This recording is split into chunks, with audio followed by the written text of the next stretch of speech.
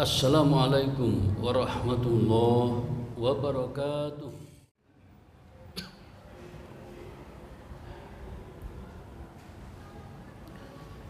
Innal hamdalillah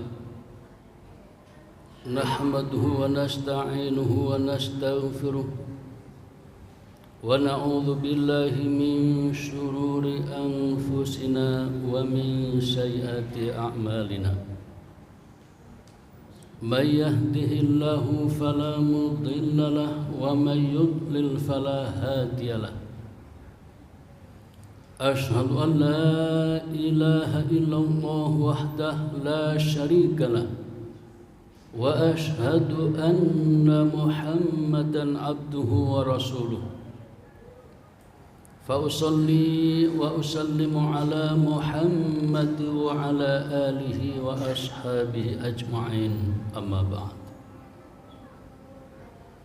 فيا أيها المسلمون أوصيكم ونفسي بتقوى الله فقد فاز المتقون. قال الله تعالى في كتابه الكريم: أعوذ بالله من الشيطان الرجيم. لا يحب الله الجهر بالسوء من القول إلا من ظلم وكان الله سميعا عليما. صدق الله العظيم. Para jamaah, hamba-hamba Allah yang mulia, dalam hidup ini, pada saat kita bergaul dengan yang lain, terkadang terjadi gesekan-gesekan. Ketika terjadi gesekan-gesekan, mungkin ada yang memaklumi, tapi tidak jarang yang kemudian tidak menerima, bahkan marah dan selanjutnya dendam. Para jamaah, ketika ada seseorang yang merasa dia dizolimi, dia disakiti, maka umumnya ingin melawan. Tapi ketika melawan tidak sanggup karena setelah diukur jauh kekuatannya, maka dia hanya bisa melawan dengan doa. Pada saat itulah para jamaah, terkadang orang berdoa dengan doa yang jelek untuk seseorang. Misalnya para jamaah, ketika dia membuka usaha, kemudian oleh penguasa setempat dihalang-halangi. Dia tidak terima, tapi nggak bisa melawan secara fisik. Akhirnya dia mendoakan, mudah-mudahan orang itu mampus, mudah-mudahan orang itu mengalami kecelakaan, macam-macam doa yang buruk. Nah, para jamaah, berdoa buruk seperti ini berbahaya.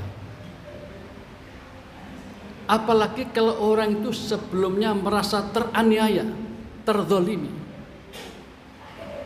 Karena doanya orang yang zalim itu, orang yang dizalimi itu mudah terkabul. Dakwatul mazlum mustajabah. Doanya orang yang teraniaya itu gampang dikabulkan. Karena itu hati-hati kalau berdoa. Allah mengingatkan kepada kita dalam surat An-Nisa 148. La yuhibbullahu al-jahra bis-su'i minal qawli illa man zulim. Allah tidak suka dengan ucapan-ucapan buruk yang disampaikan itu, kecuali orang yang terzalimi. Para jamaah, Ibnu Katsir, seorang ulama ahli tafsir, ketika menafsirkan ayat ini, yang dimaksud dengan ucapan buruk adalah doa yang isinya untuk kejelekan orang, untuk kesialan orang lain. Jadi para jamaah, Allah sudah mengingatkan, jangan sampai kita mendoakan orang agar orang itu jatuh, agar orang itu sakit, agar orang itu mati misalnya. Jangan sampai. Memang di bagian akhir ada kalimat illa man zulim, kecuali jika orang itu sebelumnya dalam keadaan teraniaya. Orang itu boleh. Sungguh pun ini boleh para jamaah. Kata Ibnu Katsir, jika orang itu bisa menahan diri, mengendalikan diri, kemudian bersabar untuk tidak mendoakan buruk kepada orang yang menzalimi dia, itu jauh lebih baik. Para jamaah, Imam Al-Ghazali dalam kitabnya Bidayatul Hidayah, beliau mengatakan bahwa mendoakan buruk untuk orang lain itu sama dengan melaknat orang. Itu tidak bagus. Sungguh pun orang itu dalam keadaan teraniaya, sedapat mungkin jangan mendoakan buruk untuk orang lain.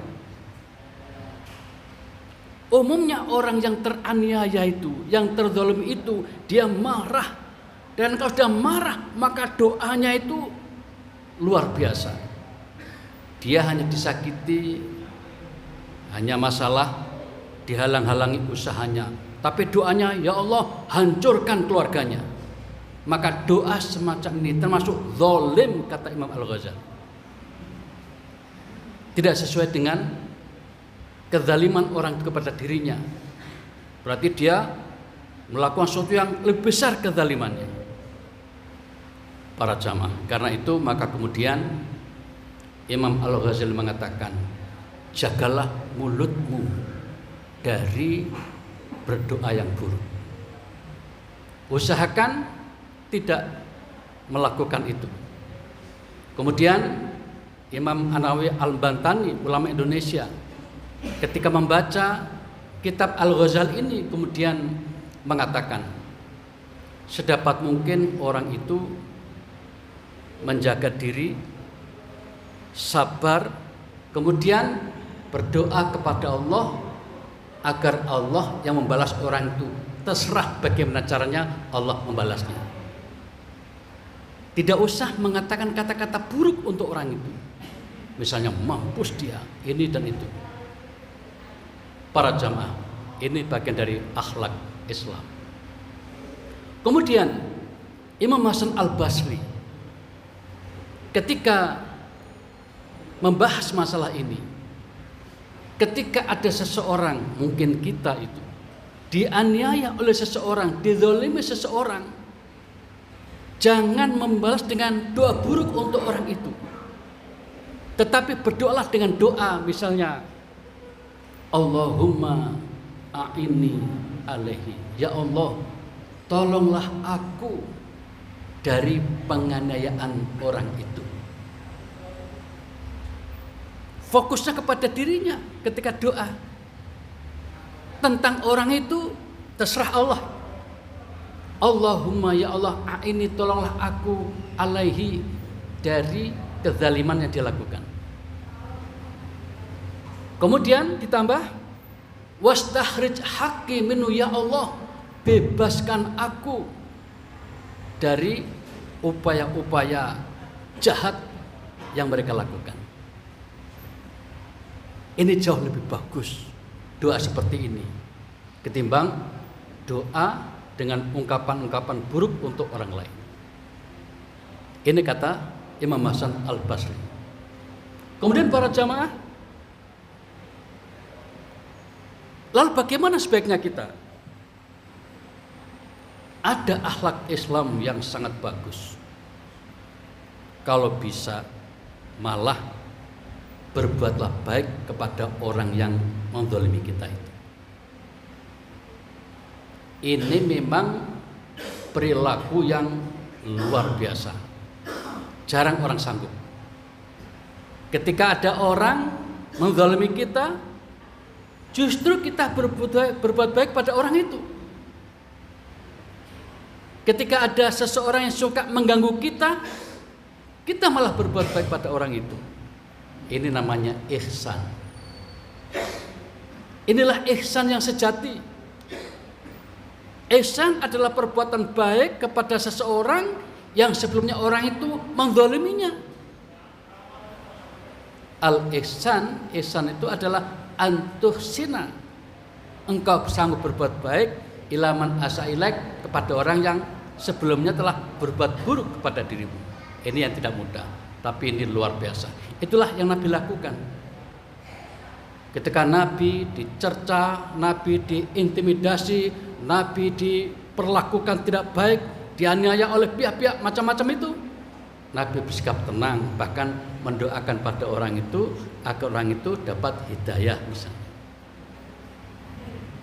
Intinya para jamaah, dalam hal ini kita harus hati-hati dalam berdoa. Apalagi jika posisi kita itu para jamaah adalah posisi yang sangat strategis.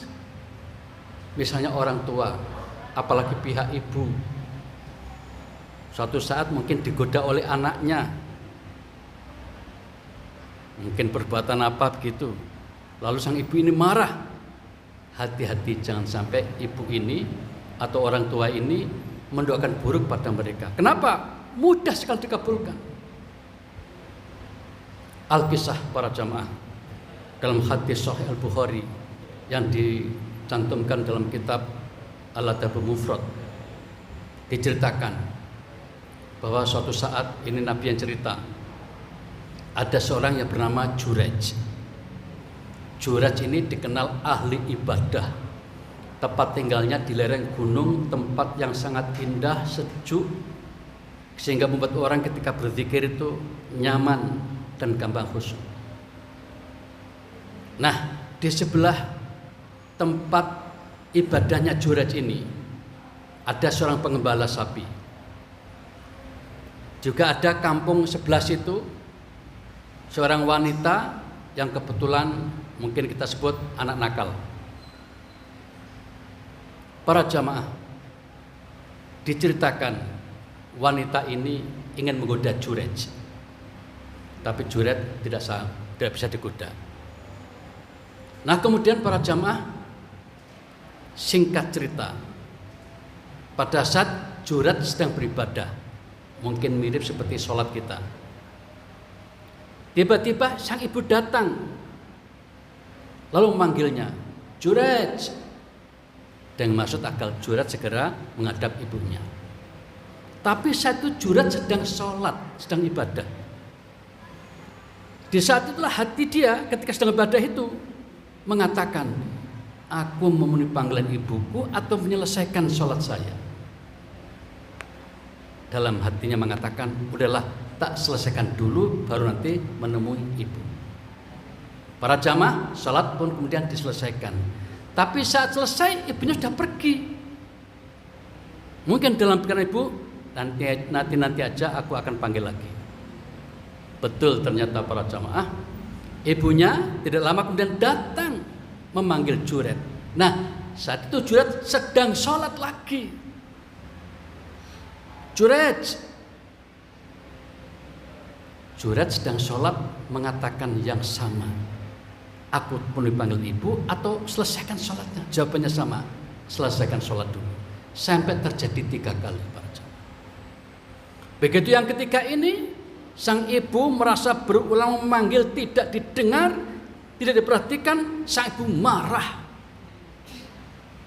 Ketika sang ibu marah inilah maka kemudian mengucapkan kalimat semacam doa. Wahai Tuhan, kumohon kepadamu, anak saya seperti ini, Jurej ini, sebelum meninggal nanti akan dipermalukan di muka umum dengan disaksikan oleh para pelacur-pelacur. Itu kalimat berupa doa, semacam doa buruk atau juga melaknat dan sebagainya. Para jamaah, setelah itu ibunya pun pulang. Jurej setelah selesai sholat tidak lagi melihat ibunya. Kisah berikutnya para jamaah, terdengar berita ada seorang gadis hamil, kemudian melahirkan bayi. Kemudian gegerlah masyarakat situ, maka dipanggil ke hadapan raja. Lalu sang perempuan ini ditanya, siapa bapak dari bayi ini? Lalu sang perempuan ini mengatakan, bapaknya adalah Jurej yang tinggal di situ itu. Oh, yang tinggal di sana itu, di semacam musola itu, tempat sholat itu, tempat ibadah itu. Iya. Sang raja dan marah, kurang ajar. Orang yang selama ini dikenal sangat baik, dikenal ibadah, ternyata juga berbuat mesum. Para jamaah, tidak lama kemudian diperintahkanlah semacam tentaranya, sekarang kalian datang ke tempat sana, ke tempat Juret, kemudian gelandang ke sini dan tempat ibadahnya bakar. Para jamaah tanpa pikir panjang, raja mengatakan seperti itu, prajurit pun berangkat ke tempat musolanya. Sampai di sana Juret ditarik, kemudian tangannya diletakkan di belakang, ya. Kemudian digelandang dari tempat ibadahnya itu ke hadapan raja. Sementara tempat ibadahnya dibakar habis. Ada yang mengatakan dirusak dengan pakai pecok sampai rusak rata dengan tanah. Para jamaah, di saat Juret digelandang dari tempatnya ke hadapan raja ini, disaksikan oleh wanita-wanita pelacur yang sambil senyum sinis, mungkin dalam batin mereka mengatakan, katanya ahli ibadah, ternyata juga mau. Para jamaah, apa yang terjadi kemudian? Sampai di depan raja, kemudian Juret diinterogasi. Juret, benarkah kamu ini bapak dari si bayi ini? Maksudnya hasil zina. Lalu apa kata Juret? Juret mengatakan, wahai Tuan, saya tak tanya pada gadis ini, Dek, apakah betul aku ini bapaknya si bayi itu? Ya, aku mengatakan begitu. Baik, kalau begitu, wahai Tuan Raja, orang-orang di sekitar sini, izinkan saya untuk bertanya kepada si bayi ini. Bayi ajaib. Para jamaah, apa yang terjadi kemudian? Juret langsung tanya, wahai bayi, katakan dengan benar, apakah aku ini bapakmu? Jika bukan, siapa bapakmu? Bayinya tiba-tiba bisa bicara. Anda bukan bapak saya. Bapak saya adalah sang pengembala sapi yang ada di sekitar tempat ibadah sampean. Para jamaah, terdengar suara bayi ini, maka sang raja merasa sangat bersalah. Merasa sangat bersalah pada Juret. Lalu mengatakan, wahai Juret, maafkan kami, ternyata kami salah. Sekarang aku ingin mengganti tempat ibadahmu itu. Bolehkah aku bangun dari emas dan perak? Tidak perlu. Lalu bagaimana? Silakan dibangun seperti dulu adanya. Seperti itu. Para jamaah, di saat itu Juret tersenyum. Dalam suasana interogasi yang kayak begitu masih sempat tersenyum Juret ini. Maka sang raja penasaran. Juret, sampai ini bagaimana? Dalam kondisi seperti ini kok masih sempat senyum-senyum? Ada apa sebenarnya sampai itu? Apa kata Juret? Ya, ternyata benar. Doa ibu saya telah dikabulkan. Para jamaah, tadi diceritakan bahwa ketika sang Juret ini dipanggil ibunya, kemudian ibunya tidak dipenuhi panggilannya oleh Juret ini, lalu ibunya marah. Doanya adalah agar dipermalukan di masyarakat dan disaksikan oleh mata-mata pelacur. Ternyata itu terjadi. Itulah doa ibu. Karena itu para jamaah, hati-hati dalam kondisi tertentu. Ketika kita marah misalnya, walaupun berdoa, berdoalah dengan yang baik. Paling tidak seperti kata Hasan al-Basri, ya Allah, tolonglah aku dari kezaliman orang itu. Jangan sampai berdoa dengan doa yang buruk, karena itu sangat berbahaya. Demikian para jamaah yang dapat disampaikan pada khutbah Jumat kali ini. Kita mohon kepada Allah semoga kita mendapatkan pengetahuan yang baik, dapat memahami ayat dengan baik, dan dalam kehidupan sehari-hari kita dapat mempraktekkan apa yang diajarkan oleh Rasulullah SAW, sehingga kita menjadi orang yang penyabar, orang yang arif dan bijaksana. A'udzubillahi minasyaitonir rajim. La yuhibbullahu al-jahra bisu'i minal qawli illa man zulim wa kana Allahu sami'an alima. Barakallahu li wa lakum fil Qur'anil Karim wa nafa'ani wa iyyakum bima fihi minal ayati wal dzikril hakim wa taqabbala minni wa minkum tilawatahu innahu huwal ghafurur rahim wa qul rabbighfir warham wa anta khairur rahimin.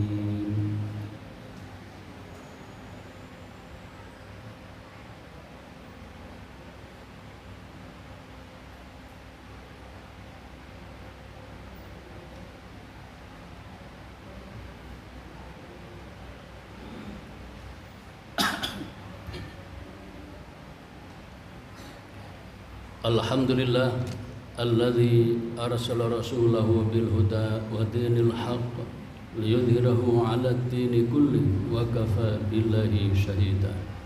Asyhadu an la ilaha illallah wahdahu la syarika lah wa asyhadu anna Muhammadan 'abduhu wa rasuluh.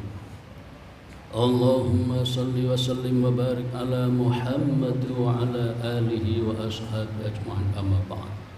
Wa qala ta'ala inna allaha wa malaikatahu yusalluna 'alan nabi ya ayyuhalladzina amanu sallu 'alaihi wa sallimu taslima.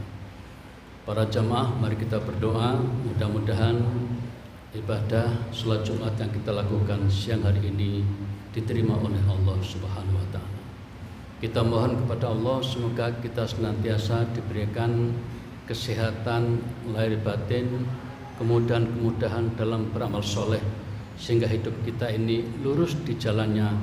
Dan kita mohon kepada Allah semoga kebaikan-kebaikan yang kita lakukan terus dapat istiqomah, sehingga kita pada saatnya dapat menjadi orang yang husnul khotimah. Bismillahirrahmanirrahim. Alhamdulillahirabbil alamin. Allahumma shalli wa sallim wa barik ala Muhammad wa ala alihi wa ashabihi ajma'in.